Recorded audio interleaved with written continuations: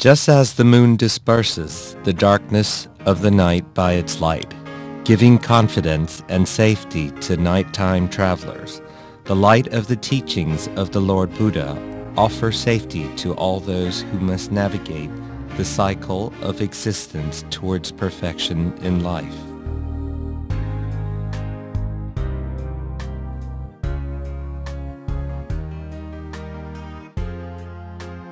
On the full moon day of each month, Buddhists throughout the world reflect upon the great compassion of the Lord Buddha in discovering and teaching Dhamma for the benefit of all beings.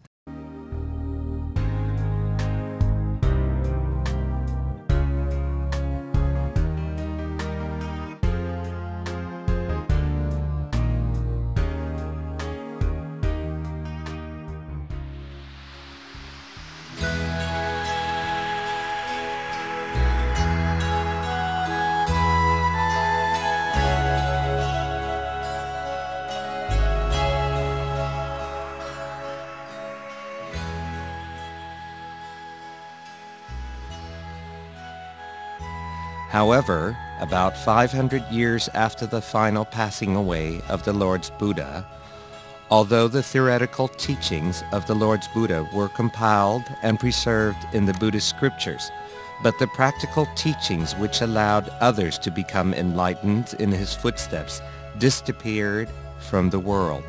It was only 2,000 years later that a great monk was to sacrifice his life for Buddhism in order to rediscover this missing core of the practical teachings once known to the Lord Buddha. It was on the full moon day of the September 1914 that a Buddhist monk named Phramongkolthepmuni Sotjantasaro made the determined vow to meditate to the death if he could not rediscover some small part of the original teachings the Lord's Buddha brought to the world. Whatever happens if I cannot attain even a small part of the truth which the Lord Buddha knew, I will sit to death. If I die, my actions will be a model of goodness for monks and Buddhists of later generations. This will be my virtue if I should die.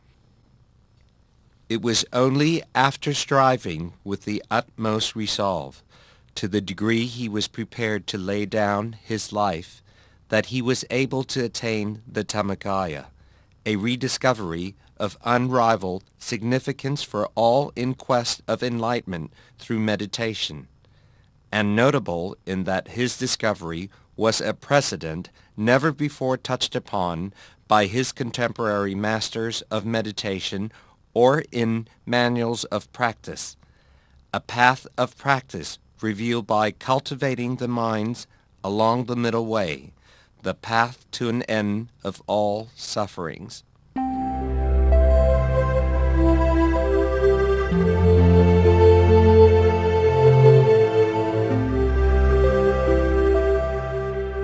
Phramongkolthepmuni was born Sot Mekao Noi on the 10th of October 1885 in Song Pinong, Suphanburi, Thailand. His family home overlooked the village temple from the opposite bank of the river. His father was called Ngen Mekao Noi and his mother Sutjai. He was the second born of 5 children. His family was in the rice trading business and they shipped rice by barge in Song Pinong and the adjoining districts. He showed intellect, determination, and steadfastness of character from an early age, never resting from any task he had set his mind to until achieving success. He helped his parents from an early age. It was only at the age of 9 that he had the chance to commence his formal education when his uncle became a monk at Song Pinong Temple. Later, he continued his studies at Wat Bang Pla, Bang Lane, Nakhon Pathom until being fully versed in Thai and Khom languages.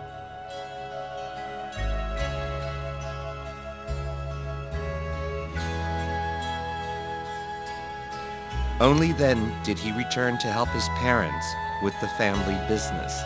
In his teenage years, the family relied upon him for most of their business affairs and trading voyages to the neighboring towns.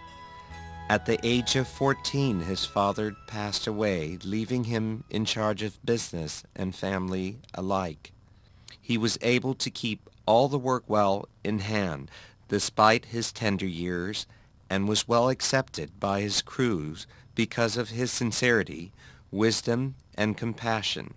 Business prospered year by year until his family gained a reputation for its financial standings. One day, returning upstream to Song Pinong, the barge empty, but carrying the cash from the rice sale, he encountered dangerous rapids near Nakhon Chai Si.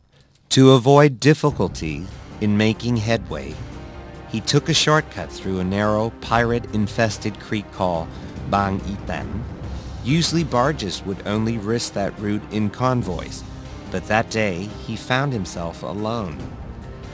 Sensing foreboding, he had his crew man the helm, knowing all too well that pirates would attack the helmsman first, thinking him to be the owner. He availed himself of an 8-shot rifle and hid in the bow. However, on further consideration, he felt ashamed of himself, letting others risk their lives in his place, thinking compassionately of his crew. All the crew gets from me for looking after this wretched barge is 10 or 11 baht a month. Why should I let them be the first to die when I'm the one who owns it? If disaster strikes, they should look after their own skins, because they have wives and children dependent on them for the rice in their bellies. That day he was to escape danger, unscathed, but the crisis brought home to him the futility of the household life. He vowed to himself that he would renounce the world life and become a monk as soon as he could guarantee the security of his family for the rest of their lives in his absence.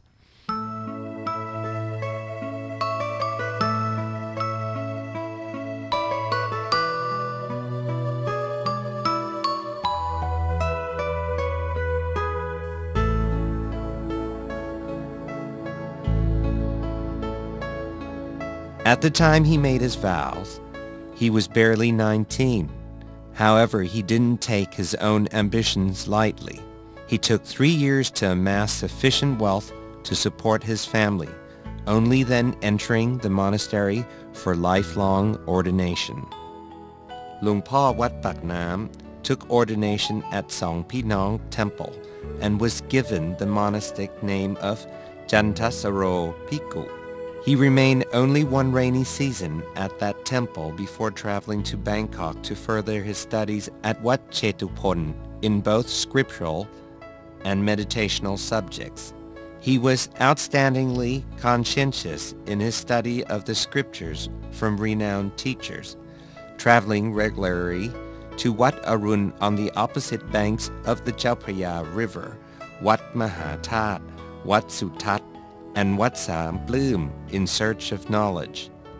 He even sought extra scriptural knowledge by spending time in temples such as Wat Mahathat, Suphanburi, and returned periodically to his home temple at Song Pinong. From the earliest days of his ordination onwards, Luang Pa Wat Paknam devoted the best part of his time to training himself in meditation. He meditated daily without exception and roamed from temple to temple in quest of knowledge concerning the proper way to meditate. In his 11th year as a monk, he found himself at Bot Bon Temple, Bang Khu Wieng Nonthaburi. In the middle of his rainy season, he reflected on the vocation to ordain he had had in his heart since the age of 19.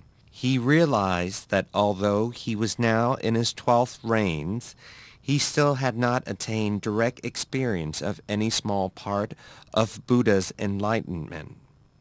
He thus felt inspired to strive to the utmost on the full moon day of September 1914. When he returned from alms round that morning, he organized things to minimize any remaining worries in his mind and made his way to the main chapel to sit for meditation.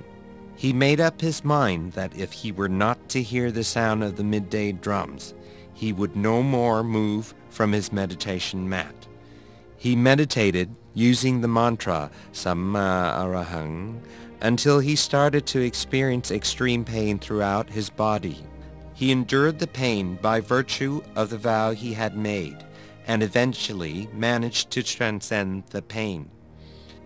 His mind became more serene until it came to a standstill at a single point at his diaphragm, appearing as a bright sphere, the size of a yolk of an egg, steadfast and joyous at his center. The same evening, having completed his various duties, he returned to the main chapel a second time for meditation and again vowed, O Lord, impart to me the Dhamma which you attained on the day of your enlightenment. If my enlightenment will be of virtue and benefit to Buddhism, then please, O Lord, transport me to the greatest Dhamma. I shall be thy champion to maintain and uphold the greatness of thy teachings. But should my enlightenment be in vain, of no benefit to thy teachings, then, Lord, I will sacrifice my life in this meditation as the only offering I have for thee. The bright, clear sphere from earlier that day was still firmly established at the center of his body, and now became brighter and clearer at his center.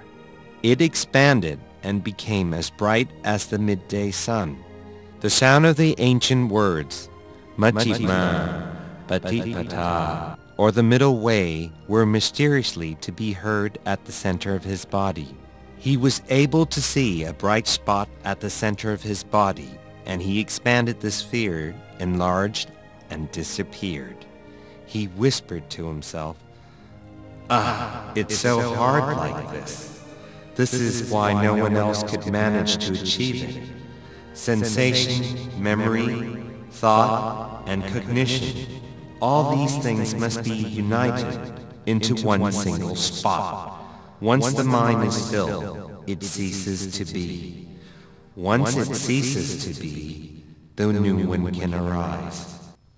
Stopping his mind continuously, he was able to attain Dhammakaya, or body of enlightenment, a body which had an appearance similar to Buddha image with the lotus bud as its topknot, but completely clean and pure like crystal.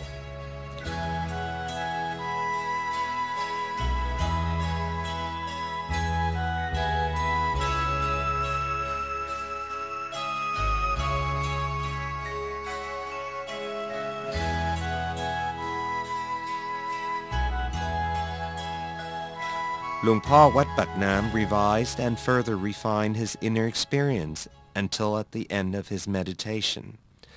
The vision of a temple appeared to him, which he recognized as Wat Bang Pla, where he had studied in his youth, and it occurred to him that this must be the place where he must start to spread the Dhammakaya tradition. At the end of the rainy season, Luang Wat Paknam transferred to Wat Bang Pla to teach the monks residents there. He was able to train 3 monks and 4 lay people to attain Dhammakaya in his footsteps. On the banks of Pasi Jaron Canal, there's a temple called Wat Paknam Pasi Jaron. The position of abbot at the temple had been vacant for many years. His Excellency, Somdet Prawanarat of Wat Prat Chetupon, who was the monastic governor of this district, consecrated Luang Wat Paknam as the new abbot so that he wouldn't have to continue his nomadic existence. Luang Wat Paknam reluctantly accepted the title with the intentions of remaining acting abbot for only 3 months, but eventually his position was made permanent. Taking on the duty of governing Wat Paknam was a heavy responsibility indeed for the new abbot, because neither the monks nor the devotees accepted him at first. It was only a minority who cooperated. The rest conspired to slander and discredit him. Often they were drunk and disorderly. Sometimes they made attempts on his life, even going as far as to try gunning Luang Wat Paknam down in front of his congregation. In spite of his dangers, Luang Por maintained, "We monks must never fight nor run away, but must persevere in our pursuit of good deeds. This is the only way we can win at all times." He had to endure in the face of multitudinous problems and hindrance, while at the same time developing the temple in every way by encouraging the monks and novices to study both the scriptures and meditation. The numbers of monks in the monastic community of Wat Paknam gradually increased. Luang Por Wat Paknam fulfilled his long-standing wish to open a college for scriptural studies and a temple refectory. He supported the spiritual education of monks and lay devotees alike, and gave training in meditation for the congregation on a regular basis. His perseverance in teaching Buddhism, making the knowledge and inspiration to meditate known in ever-broadening circles of society. Luang Por Wat Paknam meditated consistently and used his knowledge of meditation to lead continually more subtle research into the true nature of life and the world, especially to quench the sufferings of the human condition. He built a special building at his home to his meditation research, calling it the Meditation Workshop. It was designated to be used for meditation research by 2 teams working in shifts of 24 hours a day. Only those who had attained Dhammakaya would be able to help with such research. The reputation of Luang Por Wat Paknam and those doing meditation research spread far and wide in Thailand and abroad. There were even faithful Buddhists who traveled from overseas to ordain as a monk and train themselves at Wat Paknam. The first ever foreigner to ordain as a monk in Thailand ordained with Luang Por at Wat Paknam. From the first day Luang Por Wat Paknam became abbot, he had to bear a heavy burden indeed, whether it be the burden of scriptural and meditational education, the spread of knowledge of Dhammakaya, repair and expansion of the monastic facilities, or pastoral activities for the congregation.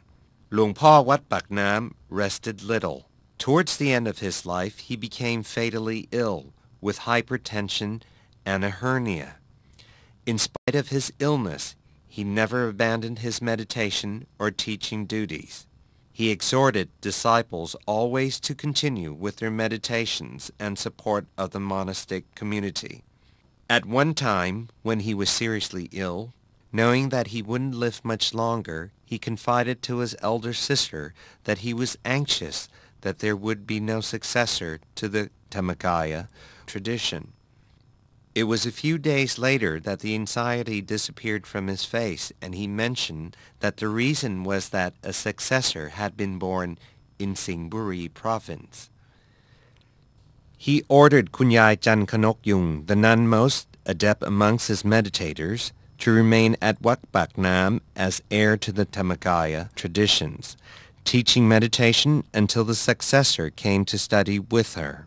He added that he would not recover from his illness, that the medicine he took didn't reach the real illness, because karma intervened to make it ineffective. Luang Por Wat Paknam knew 5 years in advance of his impending death, warning his disciples of the fact. He was to pass away peacefully on 3rd February 1959 at Wat Paknam Pasi Jaron, at the age of 74.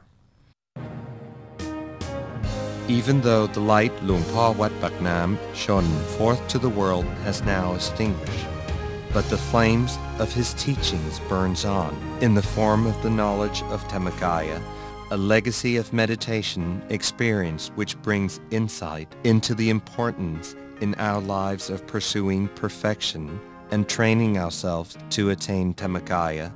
As such knowledge of inner peace spreads out to the world, it continues to make contribution to the attainment of true peace in the world. Even to this day, the precious heritage of the knowledge of Dhammakaya continues to flourish in all walks of society. Disciples of Luang Po Wat Paknam now practice meditation throughout the world and continue to perpetuate his life's work and mission out of gratitude to he who rediscovered the knowledge of Dhammakaya